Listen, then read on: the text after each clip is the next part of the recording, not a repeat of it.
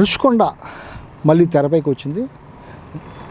క్యాబినెట్లో ఈ రుషికొండ ఏం చేద్దాము, 500 కోట్ల రూపాయలతో నిర్మించినటువంటి రుషికొండ ప్యాలెస్ను ఏం చేద్దామని మొత్తం మంత్రులు అయితేనే, సీఎం అయితేనే, డిప్యూటీ సీఎం అయితేనే అందరూ కూడా చర్చించుకోవడం జరిగింది.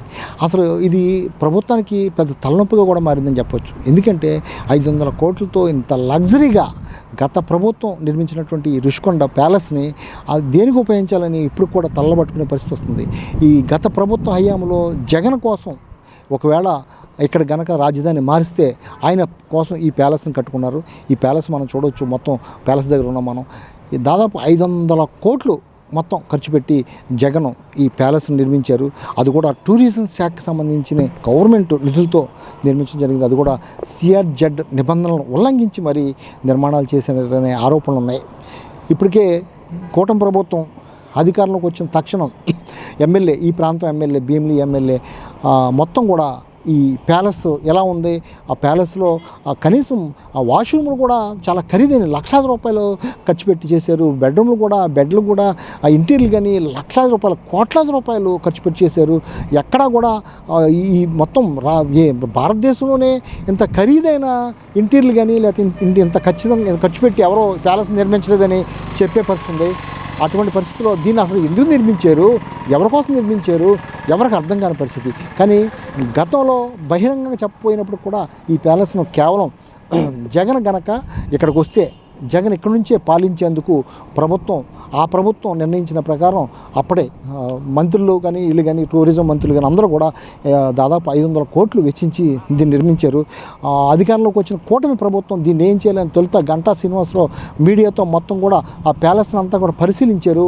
ఏం చేద్దామని కూడా మీడియాకు కూడా చూపించడం జరిగింది. ఒక్కసారి విస్తుపోయే పరిస్థితి వచ్చింది. మీడియా ద్వారా చూసినటువంటి 2 తెలుగు రాష్ట్రాల ప్రజలు కూడా ఈ ప్యాలెస్ని చూసి విస్తుపోయే పరిస్థితి వచ్చింది. ఆ అనంతరం కూడా పవన్ కళ్యాణ్ రావడం జరిగింది. పవన్ కళ్యాణ్ కూడా ఈ ప్యాలెస్ను పూర్తిగా పరిశీలించారు. ఈ రుషికొండ ప్రాంతంలో ఎకరాల్లో కట్టినటువంటి ప్యాలెస్ అసలు ఏం చేస్తే బాగుంటుందని కూడా గత కొంతకాలంగా మొత్తం పాలన సాగి దాదాపు ఏడాది వస్తున్నప్పుడు కూడా ఇంతవరకు కూడా రుషికొండ ప్యాలెస్ ఏం చేయాలని కూడా ఎవరికి అర్థం కాని పరిస్థితి.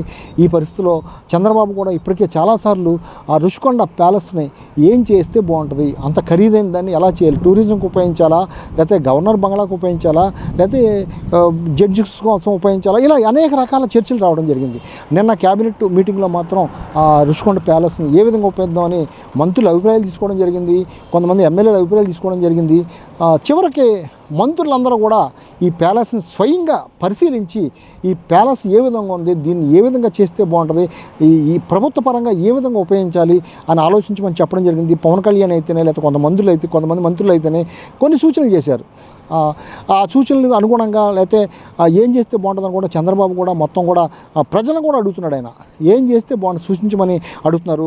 ప్రజలు కూడా దీని గురించి ఆలోచించే పరిస్థితి మొదలైంది. ఏదేమైనప్పుడు కూడా 500 కోట్లు ప్రభుత్వ ధనాన్ని ఉపయోగించి ఈ విధంగా ప్యాలెస్ని నిర్మించారు.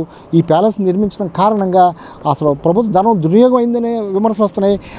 గత ప్రభుత్వంలో ఈ ప్యాలెస్ నిర్మాణానికి కూడా అవకతవకలు జరిగిన నిర్మాణం కూడా కొంతమంది అవకతవకలు పాల్పడనే ఆరోపణలు వస్తున్నాయి. ఈ నేపథ్యంలో మరి ఈ ప్యాలెస్ని రుషికొండ ప్యాలెస్ని ఈ ప్రభుత్వం ఏ విధంగా ఉపయోగించుతుంది, ఏ విధంగా చేస్తనేది ప్రస్తుతం మంత్రులు త్వరలోనే వచ్చి దీన్ని పరిశీలించిన అనంతరం కూడా ఒక ప్రభుత్వం ఒక నిర్ణయానికి అయితే వచ్చే అవకాశం ఉందని చెప్పొచ్చు. కెమెరా పర్సన్ అరుణ్తో వాసు, ప్రైమ్ 9 విశాఖ.